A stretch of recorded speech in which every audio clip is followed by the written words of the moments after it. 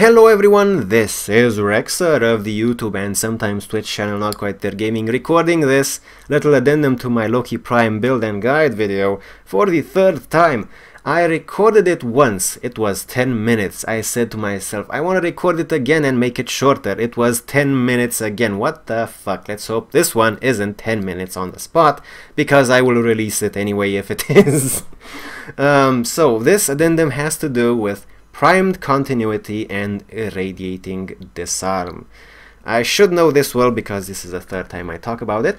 But first of all, primed continuity, no-brainer choice. We want it on Loki. Why wouldn't we want it? Because it costs a lot to fuse, because we may have missed the Void Trader, or because we don't have enough polarity points. I do believe that Loki Prime, being as awesome as he is, will still continue to have enough polarity points even if you max primed continuity. We will find that out in a second when I go to the mod screen.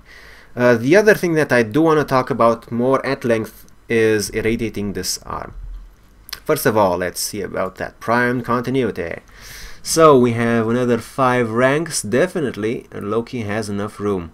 So if you got it, awesome. If you didn't get it, look into getting it, because it's a definite boost to Loki Prime, and especially my hybrid invisibility radial disarm build. Now, speaking of that, irradiating disarm works really well with my hybrid radial disarm and invisibility build. I don't know if it would work that well with a more traditional maximum range radial disarm build, because those usually suffer from low power duration. The radiation effect of irradiating disarm is indeed affected by power duration.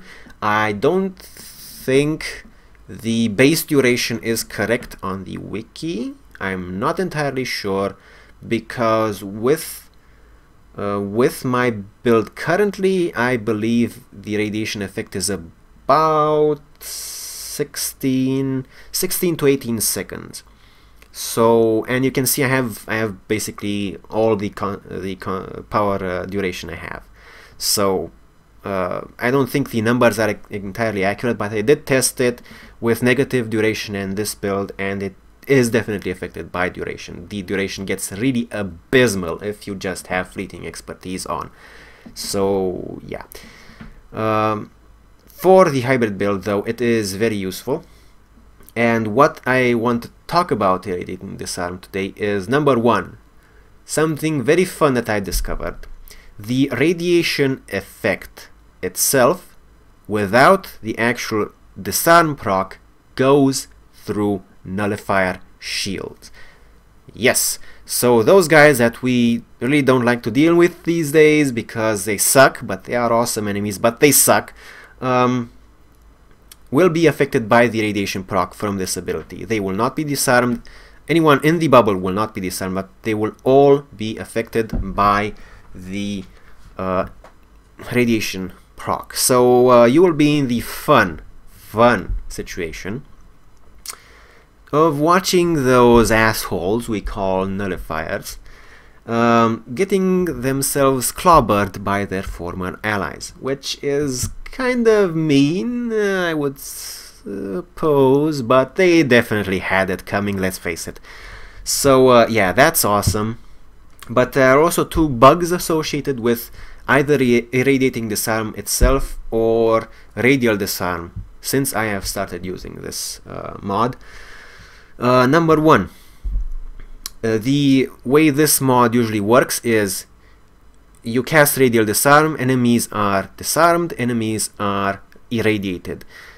Radiation proc runs its course, ends. Then afterwards you can cast radial disarm again. Enemies of course will not be disarmed, but the radiation proc will apply again for its full duration. You can't really seem to apply to reapply the radiation proc while it is already running. That's not the bug itself, but sometimes after the proc has run its course the first time, enemies cannot be irradiated again.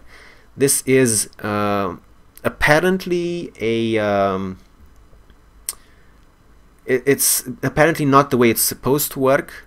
I'm not exactly sure what the proper word would be in this case, but it's apparently not the way it's supposed to work, because more more times than not, you can re-irradiate enemies. So that's one thing. The other thing is that some enemies seem to not be properly disarmed. I don't know if it's something to do with Irradiating Disarm itself, affecting Radial Disarm or Radial Disarm, but I have noticed, especially on Grineer Bombards, on Corrupted Bombards in the Void, that sometimes they just keep firing rockets, even if you disarm them. So it's not that they're in nullifier shields. I've checked. Maybe it's because the radiation proc masks the glowy particles of a mini-boss of an Eximus enemy, and certain Eximus enemies are immune to being disarmed. Maybe that's it. I'm not entirely sure, but you might want to watch out for those two cases. So yeah, those are probably bugs. The first one of affecting enemies in nullifier auras might be a bug as well, but at the time of the making of this addendum is definitely the case. Now you want to check out the Irradiating Disarm wiki page. There are some interesting things written on there. If I haven't specified already that they might be inaccurate, they're probably accurate. You might want to try them out yourself. There are some interesting things in the comment section, which I have recently taken to reading for whatever I read on the wiki. There are some interesting funny jokes there about Fight Club that you might want to read about Irradiating Disarm. And there is an interesting point. I do believe I have I've underlined this myself in my Loki Prime build guide, that Radial Disarm creates some really predictable movement patterns in enemies. So if you are relying on those predictable movement patterns, for example synergizing with a Vauban or some other Warframe that has abilities that affect a certain area, maybe even Oberon, maybe Ember, I don't know, then you will want to not take Irradiating Disarm, as good as it is. Otherwise, in every situation, take Irradiating Disarm. Yeah, and I did choose to take it instead of Redirection. After recording this the third time, I don't know if I talked about it at length. But yeah, the only thing you really need to worry about there is getting blown up by those infested enemies that blow up. Otherwise, even without redirection, relying on invisibility will be fine. And Rush is awesome, so especially for Loki. Yeah, that's about everything I wanted to underline here. But before I go, I would like to show you this little still from a video I recorded just a few minutes ago. And here we have a lovely equal representation set of Grineer clone people. Almost equal. We have a 4:3 representation rate. But some people might get disqualified because they were not properly lined up with the other contestants. Just warning you. So yeah, we have these guys here. They are about to get themselves thrown into a fight club situation, or rather it's going to be a battle royale. So place your bets as to which one of these lovely Grineer clones will win, and if you guess correctly, you will have a chance to win a Boltor Prime set, a full Boltor Prime blueprint set. It's not that big of a giveaway or a contest or whatever, but I think it's gonna be fun. Don't take this too seriously, just have fun placing your bets on whatever. If you want, just bet that Stalker will come in and kill everyone. I don't know, it might happen.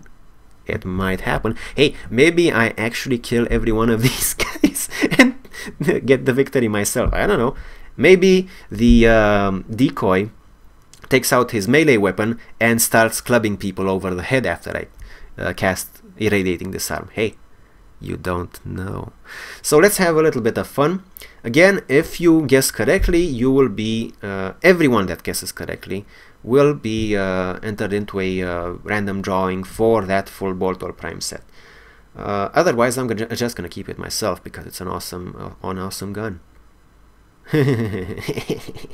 Okay, so thanks everyone for watching. This has been Rexer of the YouTube and Twitch channel NotQuiteThereGaming, thoroughly recommending both Prime Continuity for Loki and Irradiating Disarm, except in certain very specific cases that you should probably already know about and I don't have to tell you about. So, bye bye everyone.